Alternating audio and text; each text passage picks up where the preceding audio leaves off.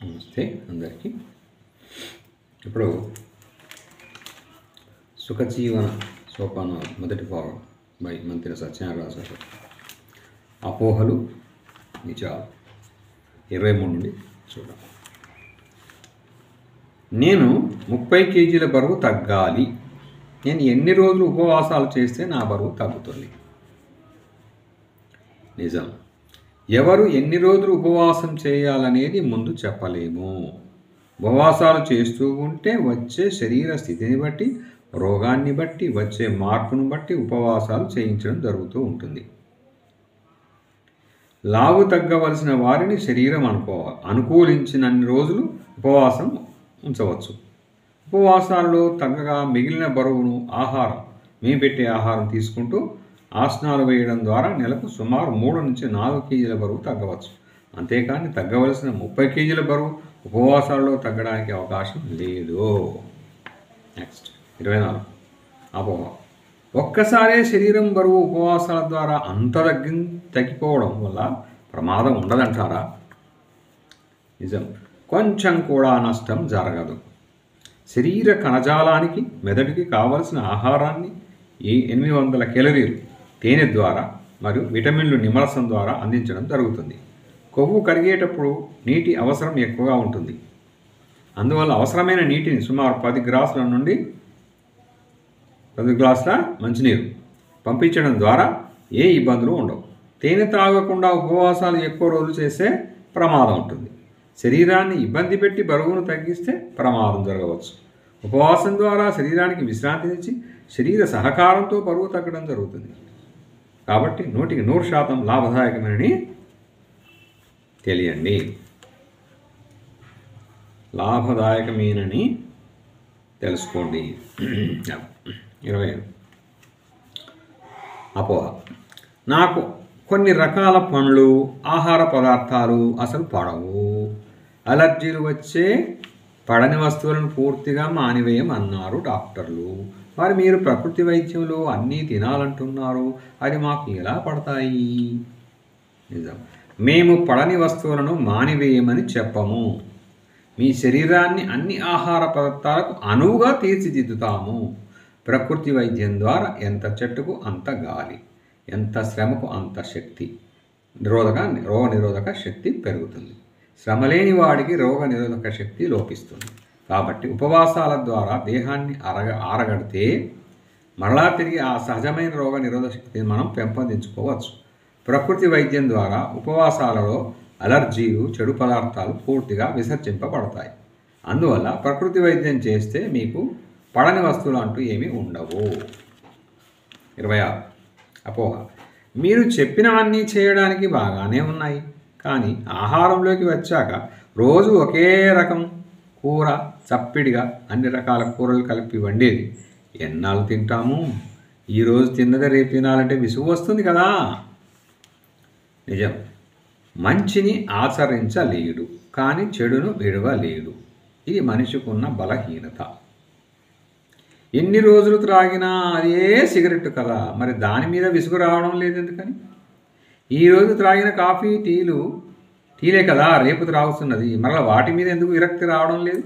ఇలాగే మిగతా చెడు అలవాట్లను కూడా జీవితాంతం మానకుండా అనుభవించాలనుకుంటున్నారు కదా. కాఫీలు, సిగరెట్లు అనుభవించాక అందులో ఒక రకమైన ఆనందం మీకు దొరికి వాటిని మరలా కోరుకుంటున్నారు కదా. అలాగే చప్పిడి తినడంలో ఉన్న ఆనందం ముందు తెలియకపోయినా సాధారణలో అర్థమవుతుంది. పెరుగులో కవ్వం ఒకసారి తిరగగానే వెన్న ఏర్పడదు కదా. కవ్వం తిరగగా వెన్న ఏ విధంగా తయారవుతుందో అలాగే ఈ ఆహారంలో ఉన్న ఆనందం కూడా తెలుస్తుంది. తినగ వేము తీయగ నుండు, తినగ చప్పిడి కమ్మగ నుండు. చేదే తీయగా మారగాలేనిది చప్పదనం తీయగా మారడం కష్టమంటారా చెప్పండి? అమ్మో చప్పిడి, అందులో ఏమీ లేకపోతే ఎలా తినగలం, ఎంతకాలం తినగలం అని తన మనసును తానే నిరుత్సాహపరుచుకొని ముందు నుంచి భయాన్ని పెంచుకుంటున్నాడు మనిషి. ఆరోగ్యం కావాలి, ఆరోగ్యవంతంగా బ్రతకాలి అనే సంకల్పం మనసులోకి రాక ఇలాంటి ఆలోచనలు వస్తాయి. ఎప్పుడైతే ఆరోగ్యంగా ఉండాలని బలమైన కోరిక పుడుతుందో అప్పుడు మీ మనస్సు ఏది తినడానికైనా ఏమి చేయడానికైనా సిద్ధపడుతుంది. అందుకు మనకు కావాలి మనోబలం. ఆ బలం మిమ్మలను రుచుల మీదకు వెళ్లకుండా చేసి ఆరోగ్యం వైపు మనసును మళ్లిస్తుంది. 27. రోజుకు 3-4 సార్లు విరేచనం అవ్వాలంటున్నారు. అన్నిసార్లు తిన్నట్లు వెళితే బలం ఏముంటుంది? నిజం. అన్నిసార్లు వెళ్ళడంలోనే మనిషికి బలం, ఆరోగ్యం ఉంది. 2-3 రోజులకు ఒకసారి వెళ్ళేవారు 150% మంది ఉంటున్నారు. విరేచనంలో బలం ఉంటే వారందరూ మంచి బలంగా ఆరోగ్యంగా ఉండాలి కదా. మీరు అడిగినది నిజమైతే 2-3 గంటలకు ఒకసారి విరేచనం వెళ్ళే పశుపక్షాదులు తిరగలేని స్థితిలో బలహీనంగా ఉండాలి కదా. నెక్స్ట్ 28. అపోహ. నేను ఇప్పటి వరకు ఏ రోగాలు లేకుండా ఆరోగ్యంగా ఉన్నాను. మాకు ప్రకృతి ఎందుకండి? ప్రకృతి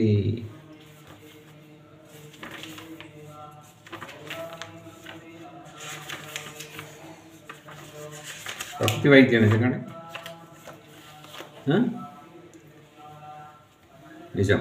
ఏ రోగాలు లేవు కాబట్టి భవిష్యత్తులో ఏ రోగాలు రాకుండా ఉండడానికి ప్రకృతి చేయమంటున్నాము.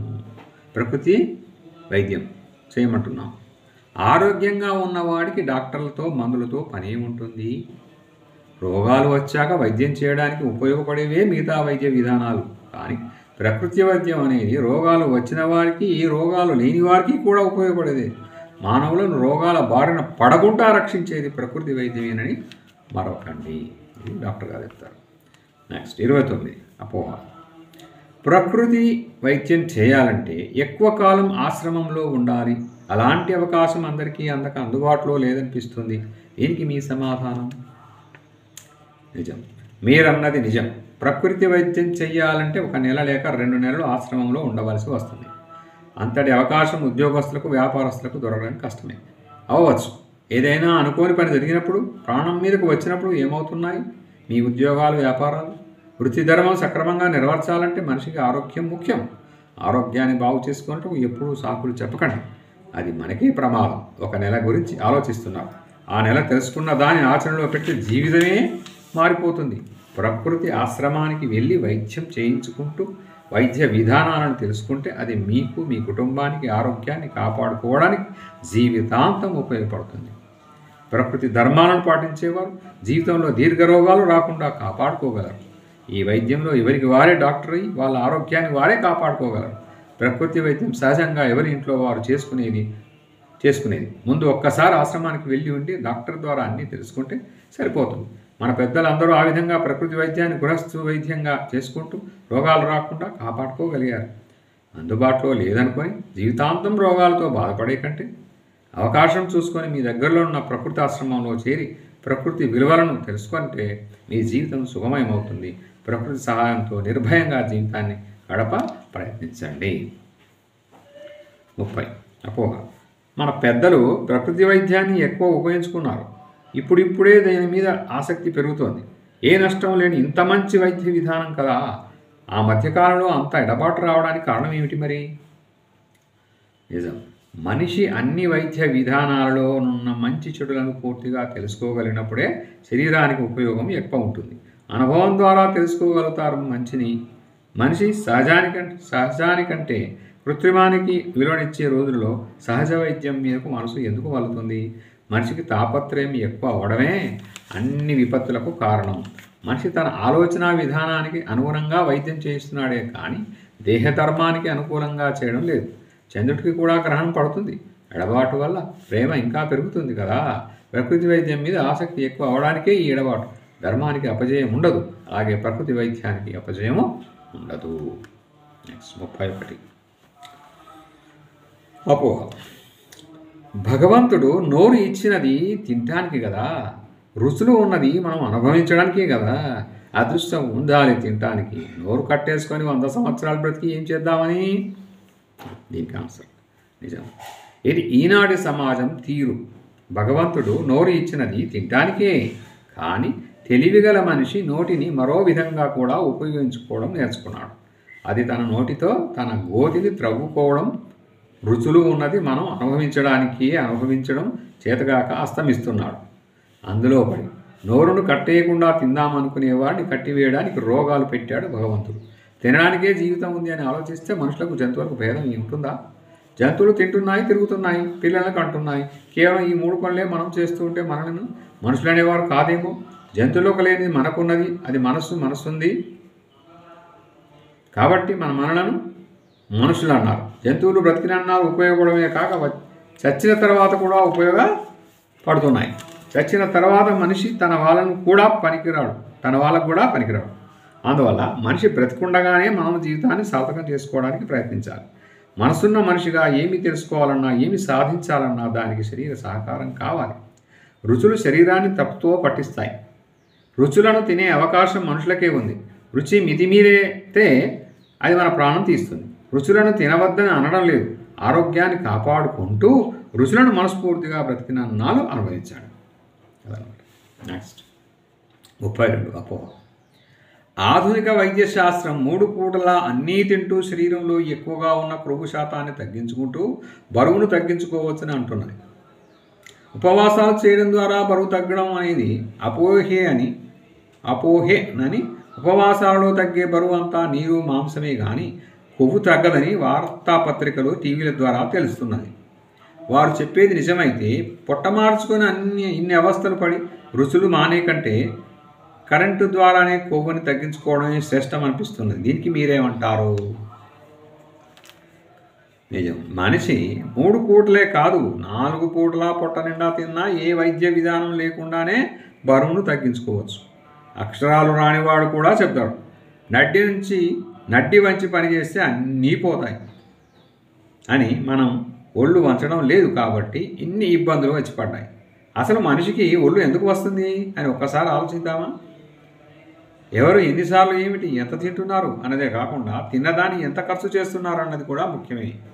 కష్టపడేవారు మనకంటే ఎక్కువసార్లు తింటూ తిన్నదాన్ని మనకంటే రెట్టింపు తింటారు. వారు టిఫిన్లు, తీపులు, నేతి వస్తువులు సామాన్యంగా తినరు. నెలకు 1 కేజీ నూనె లోపల ఒక కూర వండుకొని తింటారు. అన్నం ద్వారానే వారికి రోజుకి 22,500 నుంచి 3,500 కేలరీల శక్తి సుమారు అందుతుంది. అన్ని కేలరీల శక్తిని వారు ఏ రోజు తిన్నదాన్ని ఆ రోజే శ్రమ ద్వారా ఖర్చు పెట్టేస్తున్నారు. వారికి నిల్వ ఉండే కేలరీలు లేక కొవ్వుగా మారే అవకాశం లేదు. అందువల్ల వారు ఎప్పుడూ సన్నగా గట్టిగా ఉంటారు. ఇక శ్రమ లేని వారి విషయానికి వద్దాం. టిఫిన్లు 4 రకాల కూరలు, నెలకు 5-6 కేజీల నూనె, పిండి వంటలు, నీటి వస్తువులు ఇవన్నీ కావాలి. రోజు మన పొట్టకు ఇవి లేనిదే దిగదు. మనం తినేది తక్కువే అయినా పదార్థాలన్నీ కొవ్వుతో కూడుకొని ఉన్నందువల్ల ఎక్కువ కేలరీలు శక్తి వస్తాయి. మనం చేసే చెమట పట్టని పనులకు సుమారు 2,000 కేలరీల శక్తి ఆ రోజు ఖర్చు అవుతుంటే తినగా మిగిలిన 500 కేలరీల శక్తి ఆ రోజు ఖర్చు అవనందున కొవ్వుగా మారి ఎక్కడైతే కొవ్వు కణాలు ఉంటాయో అక్కడ చేరి నిల్వ ఉంటుంది. మనం అలా ఏళ్ల తరబడి నిల్వ చేసుకున్న కొవ్వే ఈ ఇబ్బందులకు కారణం. అలా కాకుండా ఈరోజు తిన్నది ఈరోజు ఖర్చు అయితే ఇంకా ఆ శక్తి కొవ్వుగా మారే అవకాశమే లేదు కదా. ఈ నియమమే మనలను మరలా బరువు పెరగకుండా కాపాడగలదు. మనం కొవ్వుని పెంచుకొనడం వలన ఆ నిల్వ ఉన్న కొవ్వుని కరిగించే విధానం గురించి ఆలోచించవలసి వస్తున్నది. ఆధునిక వైద్యులు మీరు అన్నీ తినండి, మేము మీ బరువు తగ్గించి వేస్తాం, మీరేమీ మీ ఒంటి గురించి భయపడనక్కర్లేదు అంటున్నారు. ఉన్న బరువుని వారు ట్రీట్మెంట్ ద్వారా, కరెంట్ ద్వారా నష్టం లేకుండా త్వరగా తగ్గించవచ్చు. మరలా కొవ్విన తర్వాత శరీరంలోనికి తిరిగి పుట్టకుండా ఏమైనా వైద్యం చేయగలరా? కొవ్వు పుట్టకుండా వైద్యం ఉండదు కదా. కొవ్వు పుట్టకుండా ఆపాలంటే అది మన చేతుల్లోనే ఉంది. అలాంటి ట్రీట్మెంట్ని మీరు 6 నెలల్లో, సంవత్సరమో చేయించుకుంటారు. మీరు చికిత్సలో ఉండగా తిండి ద్వారా వచ్చిన కొవ్వుని, నిల్వ ఉన్న కొవ్వుని కరెంటులతో కరిగించి వేయవచ్చు. ఇటు అన్నీ తింటూ అటు కరెంటు పెట్టించుకుంటూ ఉంటారా జీవితాంతం? అలా ఎవరూ చేయించుకోరు కదా. చికిత్స అయిన తర్వాత కరెంటు పెట్టించుకోరు. కాబట్టి అప్పుడు నిత్యం మీరు అన్నీ తింటున్నందువల్ల తయారైన కొవ్వు ఏ విధంగా కరిగిస్తారు? ఇటు ఈ చికిత్స ఉండక అటు శ్రమే లేక కొవ్వు మరలా పేరుకుంటుంది. గడ్డం గీచిన కొద్దీ పెరుగుతుంది. మనకు కావాల్సినట్లు కొవ్వు కరుగుతుంది యాంత్రికంగా, అంతేకాని శారీర ఇష్ట ప్రకారం కొవ్వు కరగడం లేదు కదా. అందువల్ల సహజమైన దేహం మీద అసహజమైన చికిత్సలు చేయడం వల్ల ఎప్పటికైనా కీడే కానీ వీలు కాదు. ఉపవాసాల ద్వారా ఏమి జరుగుతున్నదని ఆలోచిద్దాం. ఉపవాసాలలో కొవ్వు తగ్గడం అపోహ అని అడిగారు కదా. మన శరీరంలో శక్తి కొవ్వుగా మారి ఎందుకు నిల్వ ఉంటుంది? అని ఆలోచిస్తే శరీరానికి ఎప్పుడైనా ఆహారం అందక శక్తి చాలనప్పుడు ఆ నిలువ ఉన్న కొవ్వు మరలా శక్తి రూపంలో మారి శరీరానికి ఉపయోగపడి మనల్ని కాపాడుతుంది. ఇది శరీర ధర్మం. ఉపవాసాలలో తిండి పెట్టరు, తేనె నిమ్మనీరు తప్ప. కాబట్టి రోజుకు కావలసిన ఆహారం నిల్వ ఉన్న కొవ్వు ద్వారా కరిగి ఉపవాసాలలో శక్తిగా మారి బరువు తగ్గేటట్లు చేస్తుంది. ఇట్లా తగ్గడం మీ శరీర ధర్మం. మనం ఉప్పు బాగా ఎక్కువ తింటున్నాం, ఉప్పు కాబట్టి ఉప్పు ఎక్కువ నిల్వ ఉండడం వలన దేహంలో నీరు కూడా ఎక్కువ నిల్వ ఉంటుంది. ఉపవాసాలలో ఉప్పు తగలడం వల్ల, నీరు ఎక్కువ తాగడం వలన, ఆవిరి సూర్యస్నానాల లాంటివి చేయడం వలన దేహంలో ఉన్న ఉప్పు నీరు చెమట రూపంలో విసర్జింపబడుతుంది. దేహంలోని అనవసరమైన నీరు పోయేంత వరకు కొవ్వు కరగడం ప్రారంభం కాదు. అందువల్ల ఉపవాసంలో ముందు రోజులలో నీరు తగ్గుతుంది. ఉపవాసంలో మాంసం కరిగి శరీరం దెబ్బతింటుంది అనడం అపోహే. బాగా లావు ఉన్నవారు తినదు 40 రోజులు ఉపవాసాలు చేసి కొవ్వు కరుగుతున్నట్లు పరీక్షల ద్వారా తెలుస్తుంది. మన శరీరంలో ఉన్న కొవ్వు అంతా శక్తిగా ఉపవాసాలలో ఖర్చు అయిపోగా ఇంకా మనం ఉపవాసాలు చేస్తూ ఉంటే అప్పుడు మాంసకృతులు శక్తిగా మారతాయి. ఇలా మాంసకృతులు శక్తిగా మారడం వల్ల ఎంతో హాని శరీరానికి. కొవ్వు ఉన్నంత వరకు ఉపవాసాలలో మనిషికి ఆకలి నీరసం ఉండదు. ఏ పరీక్షలు లేకుండా కొవ్వు ఇంకా ఉన్నది లేనిది కనిపెట్టవచ్చు. ఉపవాసాలలో అందువల్ల ఏమీ నష్టం ఉండదు. ఏ నష్టము లేకుండా ఉపవాసాల ద్వారా తగ్గినంత కొవ్వును కానీ బరువును కానీ ఇంత త్వరగా తగ్గించే సహజమైన పద్ధతి మరొకటి లేదు. ఇబ్బంది లేకుండా శరీరం ఇష్ట ప్రకారమే బరువు తగ్గుతూ ఉంటుంది. ఉన్న బరువును తగ్గించడం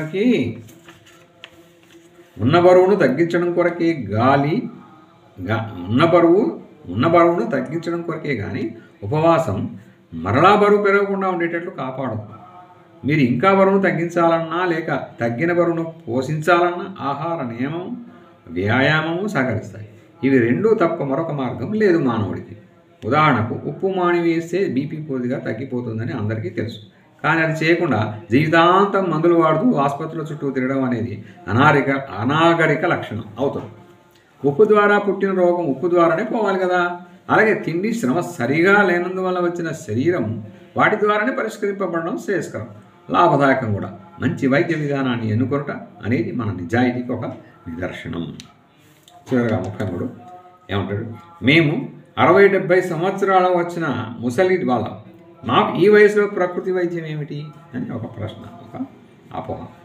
దానికి నిజం 60-70 సంవత్సరాలు వచ్చినవి కాబట్టి ఇప్పుడు మీకు తప్పనిసరిగా ప్రకృతి ధర్మాలను పాటించాలి. ఇది బాధ్యతలు పూర్తి అయిన వయస్సు, వృత్తికి రిటైర్మెంట్ తీసుకున్న వయస్సు. ఈ వయస్సు వచ్చిన మనిషి ప్రస్తుతం శారీరకంగా కంటే మానసికంగా ముసలివారవుతున్నారు. వీరి ఆలోచనలో మనిషికి 70-80 సంవత్సరాలు 70-80 సంవత్సరాలు బ్రతికితే చాలు, అంతకంటే ఎక్కువ బ్రతికి ఎవరిని ఉద్ధరిద్దాం, ఇంకా ఈ వయసులో ఏమి చేయగలం అని వారే మానసికంగా కృంగ తీసుకుంటున్నారు. వెనకటి రోజుల్లో పెద్దవారిని గౌరవించి అనారోగ్యంగా ఉన్న ధర్మం అనుకొని సేవాభావంతో మంచి చెడ్డలు చేసేవారు. కానీ ఈ రోజుల్లో ఎవరిని వారే చూసుకోవాలి పిల్లల కోసం అంటూ ఆరోగ్యాన్ని లెక్క చేయకుండా రేయింబవళ్ళు కష్టపడి సంపాదిస్తారు. కానీ మనిషి ఇప్పటి వరకు ఆరోగ్యం గురించి శ్రద్ధ తీసుకోకుండా రోగాలు వచ్చాక చూద్దామనుకుంటాడు. రోగం వచ్చాక ఇంకా చూసుకోవడానికి ఏముంటుంది? ఆసుపత్రులు తప్ప. సుఖపడాల్సిన వయసులో మనిషి లేనిపోని అవస్థలను రోగాల పేరున కొనుక్కుంటున్నాడు. ఈ వయస్సు ఎవరి మీద ఆధారపడకుండా ఇంకొకరిని ఇబ్బంది పెట్టకుండా కాలక్షేపం చేయవలసిన వయస్సు. ఈ వయసున వచ్చేసరికి మనిషికి శరీరంలో ఉన్న ఎన్ని మార్పులు రావాలో అన్ని వచ్చేస్తున్నాయి. ఇంతకాలం తిని ఉన్న అలవాటు మీద ఎంత నిగ్రహిద్దామన్నా రుచుల మీదకే మనసు వెళుతుంది. రోగాలు వచ్చాక రుచులు తగ్గిద్దామంటే మనసు ఒప్పుకోదు. ఈ వయసులో మనకు వ్యాయామం దేనికని బద్దకిస్తారు. మనిషి పొట్టకు తిన్నంతకాలం వ్యాయామం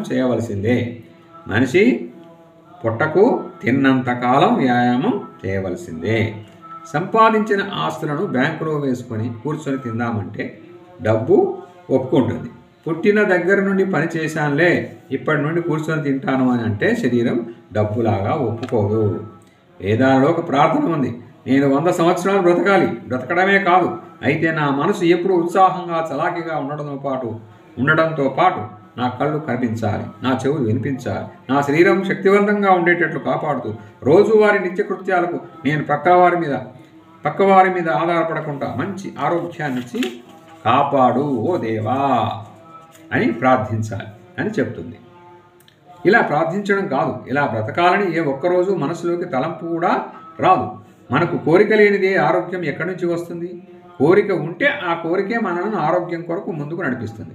రోగం వచ్చినప్పటి నుండి ఆ రోగం పోయే వరకు ఆరోగ్యం కావాలని మాత్రమే కోరిక ఉంటుంది. పిల్లవాడి ఏడుపు చాక్లెట్ ఇచ్చేంత వరకే. అలాగే ఉంది మన ఆరోగ్యం విషయం కూడా. ఈ వయస్సులో ఎవరి ఆరోగ్యం వారికి తల్లిలాగా సేవ చేస్తుంది. వయస్సు పెరిగే కొద్దీ శ్రమ చేయడం ఏ విధంగా తగ్గుతుందో అలాగే ఎముకల గట్టితనం, కండరాల బలం, ప్రేగులలో కొంత శక్తి తగ్గుతూ ఉంటుంది.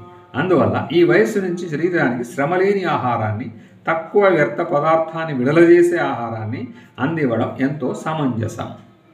ఇలాంటి నియమాలను, ఆదర్శాలను బోధించి శరీరాన్ని శుద్ధి చేసుకునే కార్యక్రమాన్ని తెలిపేదే ప్రకృతి వైద్యం. ప్రకృతిని ఆశ్రయించడం వలన, నియమాలను పాటించడం వలన వృద్ధాప్యంలో శరీరంలో చోటు చేసుకుంటున్న మార్పులు దరిచేరవు. ముసలితనం వస్తుందన్న బాధ మీలో రాకుండా చేస్తుంది. ఏ వయస్సు అయినా ఉపవాసాల వల్ల ఏమీ ఇబ్బంది ఉండదు. ఎవరికి తగ్గట్టు ఉపవాసాలు వారికి ఉంటాయి. ఉపవాసాలు చేయనిదే మనసు ఆరోగ్యం మీదకు వెళ్ళదు. పూర్వపు వాసనలన్నీ పోవాలి.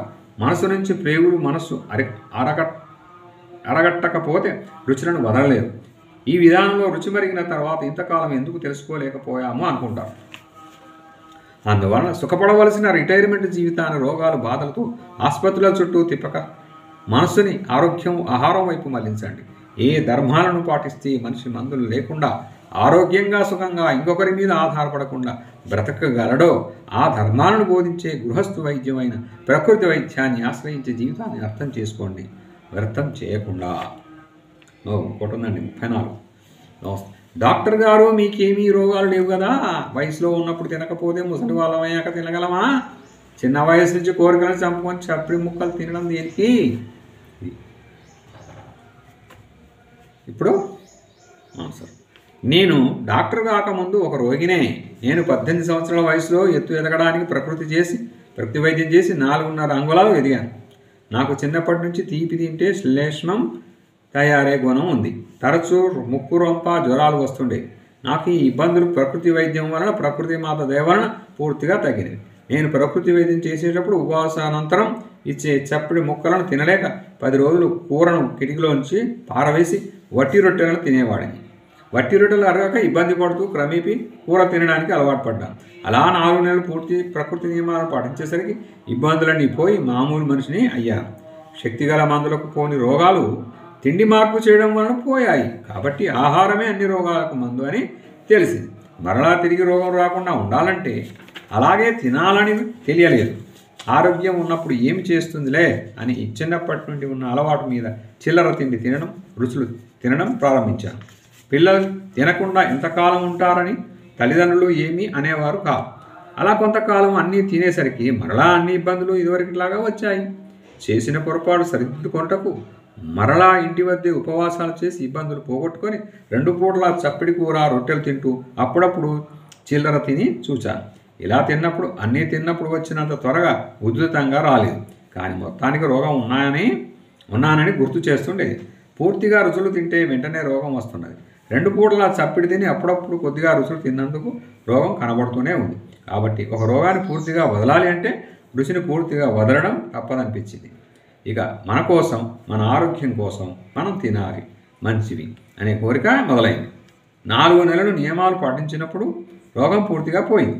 మరలా నియమం తప్పినప్పుడు రోగం వచ్చింది. అంటే రోగం రమ్మంటే వస్తుంది, పొమ్మంటే పోతుంది. మనలో ఉన్న కోరికలే మనం రోగం రాకపోకలకు కారణం అవుతున్నాయని తెలిసింది. మన ఇష్టాలే మనకు కష్టాలు పంచుతున్నాయి. దేహంలో చెడు లేదు, ఆహారంలోనే చెడు ఉందని తేలింది. దేహంలో చెడు ఉంటే ఆహార నియమం పాటించిన రోగం పోకూడదు కదా, పోతుంది. కాబట్టే తప్పు మనదే అనిపించింది అని చెప్పింది బుద్ధి. మనకి ఇష్టమైన రుచిని దేహానికి పంపించకుండా దేహానికి ఇష్టమైన రుచిని మనం పంపిస్తే మనం చెప్పినట్టు దేహం నడుస్తుంది ధర్మంగా అని తోచింది. రుచులను ఏమీ ముట్టకుండా ఉండాలంటే ఎక్కడకు వెళ్ళినా, బంధువుల ఇంటికి వెళ్ళినా ఇబ్బంది అవుతుందేమో అనిపించింది.